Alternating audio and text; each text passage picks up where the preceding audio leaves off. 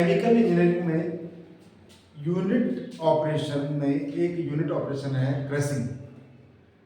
Crushing से हम एक क्रशिंग का एक एग्जांपल ले रहे हैं, जैसे क्रश करके ऑयल निकालना।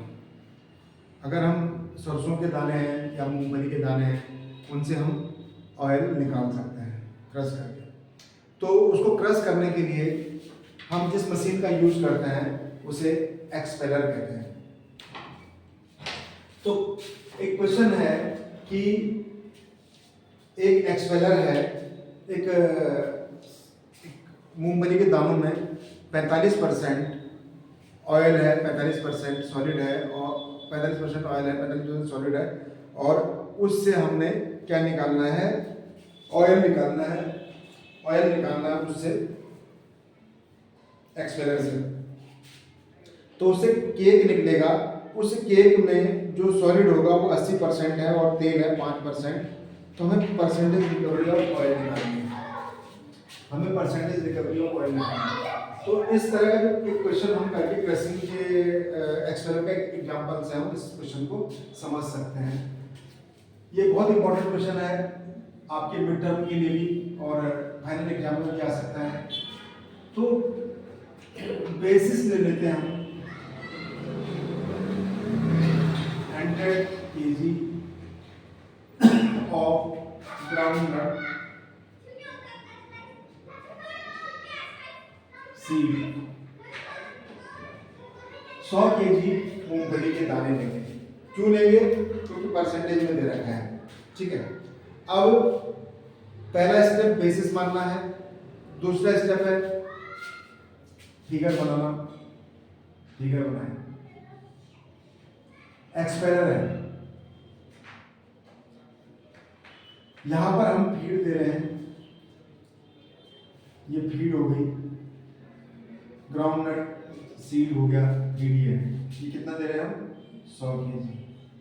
इसमें ऑयल कितना है? 45% और सॉलिड है 45%। तो बाकी 10% क्या होगा? नमी होती है। नमी किसी भी चीज में क्या होता है, अगर दो कंपोनेंट है तो तीसरा क्या है? उसमें नमी है, तो उसमें पानी है। ठीक है, हमने एक्सपेलर को फीड कर दिया। अब क्या होगा? यहां से निकलेगा ऑयल। ये ऑयल निकला, इधर से निकलेगा केक, जिसे आप खल कहते हैं नॉर्मल लैंग्वेज में। ठीक है। 100 kg आपने फीड किया, उसमें 45 उस मूंगफली के दाने में 45% ऑयल है, 45% सॉलिड है, और बाकी 10% उसमें नमी होगी, वो पानी होगा। इस केक में सॉलिड है 80% और ऑयल है 5%। ये देखो लिखा हुआ क्वेश्चन में, यही लिखा है 5% ऑयल है। ठीक है। तो हमें निकालना है कि इधर देख ले, हमें निकालना है कि इस प्रोसेस में, इस एक्सपेलर में जब हम इस ग्राउंडनट के सीड को डालना है, तो इससे हमारा कितना ऑयल रिकवर होगा। परसेंटेज रिकवरी ऑफ ऑयल निकालना है। क्या निकालना है? Percentage recovery of oil. कैसे निकालना?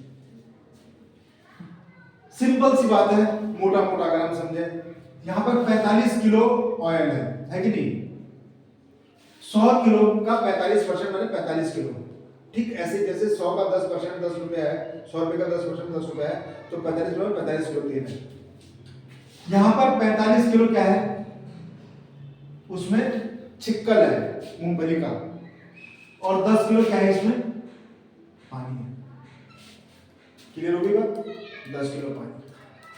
अब हम यहां पर ये चीजें हमने आपको ऐसे बता दी, इसका मतलब ये होता है। तीसरा स्टेप क्या होता है? अननोन मानिए। क्या मानना? अननोन। अननोन हमें ये अमाउंट पता नहीं, ये ऑयल का अमाउंट पता नहीं, तो इसमें जो है केक, इसको हम x मान लेते हैं, केक x है और ऑयल क्या है? y। तो हमने क्या माना? x is the kg of cake. जो आउट हो रहा है, और Y is the KG of oil. KG of oil निकल गया वाई। अब ये समझिए कि तीसरे स्टेप में हम क्या करते हैं, ओवरऑल मटेरियल बैलेंस करते हैं। बैलेंस इसे हम OMB से भी लिखते हैं, ओवरऑल मटेरियल बैलेंस। तो इनपुट बराबर आउटपुट होता है। अब इनपुट कितना है जी, 100 है, और आउटपुट क्या है, x प्लस वाई। भाई दो चीजें, एक 100 डाल रहे हैं हम और x निकल रहा है और y निकल रहा है, दो अमाउंट निकल गई। तो इनपुट और आउटपुट, ये क्वेश्चन नंबर 3। तीसरे स्टेप में क्या करते हैं, पहला स्टेप, दूसरा स्टेप, तीसरा स्टेप, चौथा स्टेप में क्या करते हैं, कंपोनेंट बैलेंस। अब कंपोनेंट बैलेंस कौन सा है,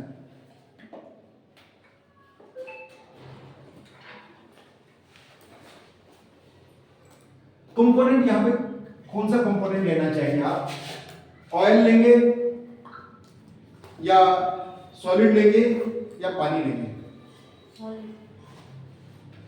यहां पर पानी भी जाएगा, यहां पे ये है पानी होगा, यहाँ पे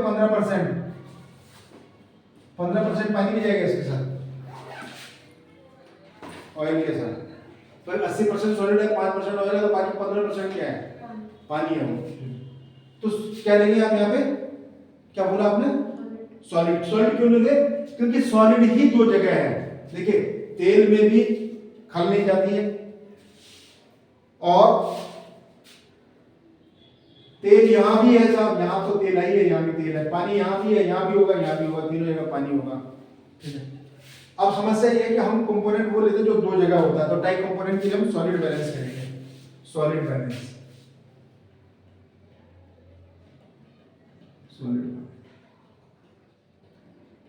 अब सब सॉलिड बैलेंस के लिए यहां पर 100 में सॉलिड कितना है, 45% है, तो 100 गुणा 0.45, 45 टू 0.45 को 100 से डिवाइड करना है, परसेंट होने की वजह से 0.4।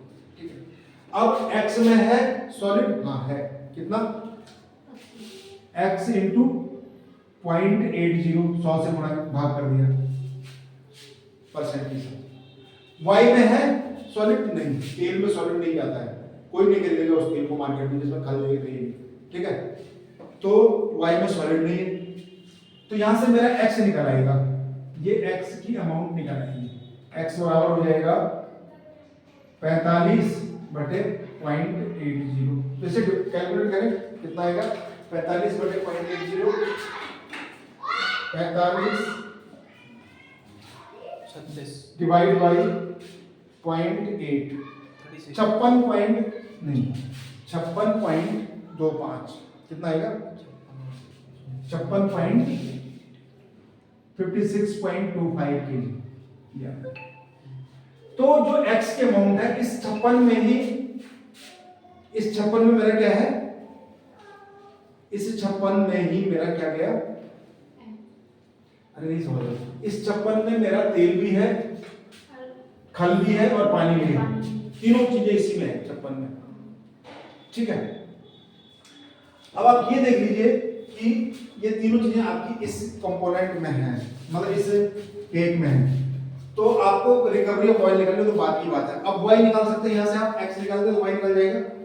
कैसे, इक्वेशन एक में वैल्यू रख दीजिए, y की वैल्यू कितनी आएगी पता है,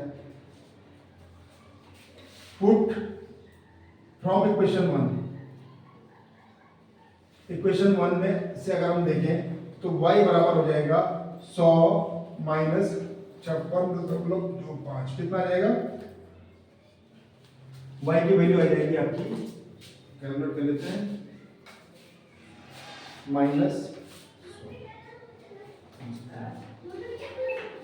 -100 माइनस 56.25, ये आई 43.75। y की वैल्यू कितनी आई, 43.75।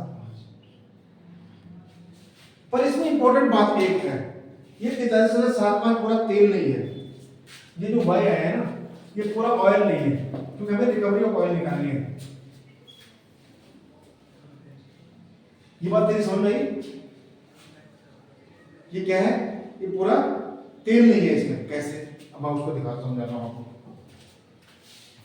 ये पूरा ऑयल नहीं है। 45 देखिए समस्या कहाँ आ रही है। समस्या देखिए इसमें बहुत इंटरेस्टिंग है। यहाँ पे पानी कितना है? 10 किलो पानी यहाँ पर है। तो पानी यहाँ भी 10 किलो मिलना चाहिए दोनों जगह। भाई पदार्थ संतुलन के नियम के हिसाब से पानी बराबर होना चाहिए ना।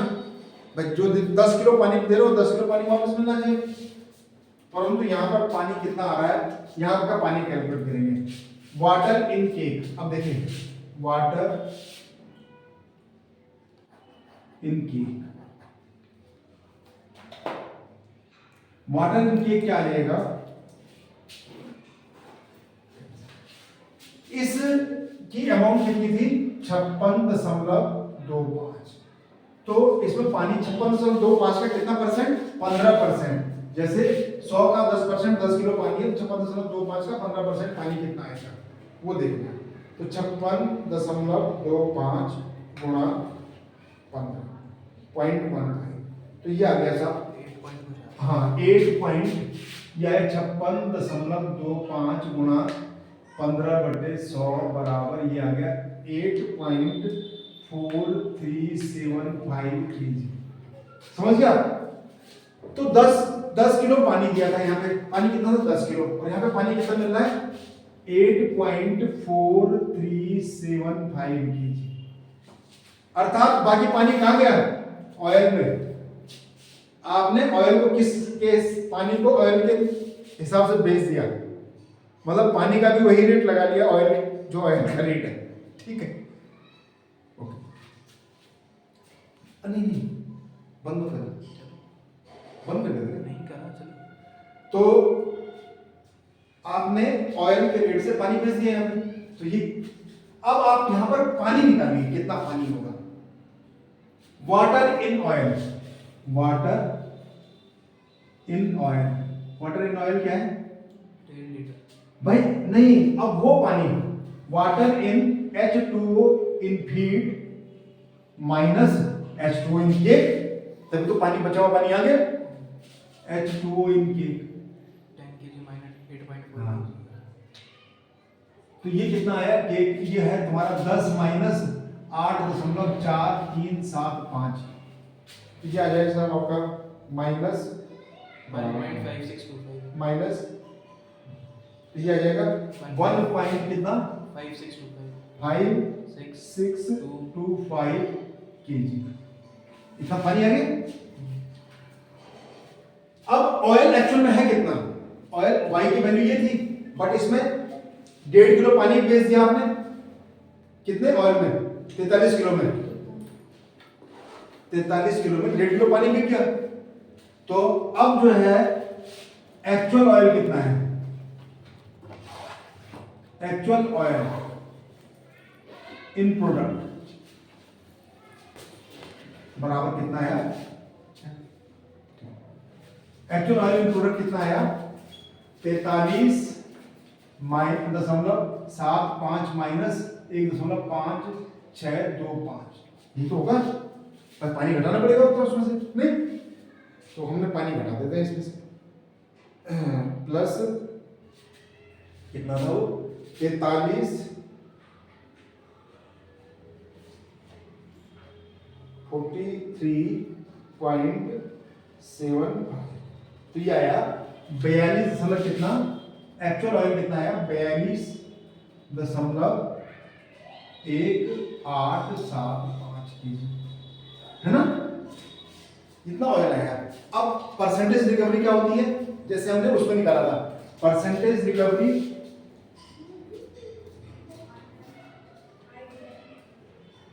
ऑफ ऑयल, ये हो जाएगी कितनी? Oil in product, oil in product माने वाई में कितना ऑयल है बटे oil in feed, oil in. अब इसमें फीड में कितना ऑयल है? इनटू 100। ये हो गई रिकवरी। अब साहब यहाँ पर ऑयल इन प्रोडक्ट कितना है, ऑयल इन प्रोडक्ट ये है, ऑयल इन प्रोडक्ट ये एक्चुअल प्रोडक्ट कितना 42.875 42.1875/45, क्योंकि फीड में कितना ऑयल है, फीड का ऑयल है, ऑयल इन फीड में जो ऑयल है वो ये 45, इससे भाग दे दीजिए गुणा 100 कर दीजिए, तो ये कितना आ जाएगा, ये आ जाएगा आपका बराबर डिवाइड बाई 45 गुणा 100, तो ये आ जाएगा 93.75%, ये आंसर है। ओके, तो इसे अपलोड करें और मुझसे पढ़ने के लिए मेरे वीडियो को सब्सक्राइब करें, लाइक करें। Thank you.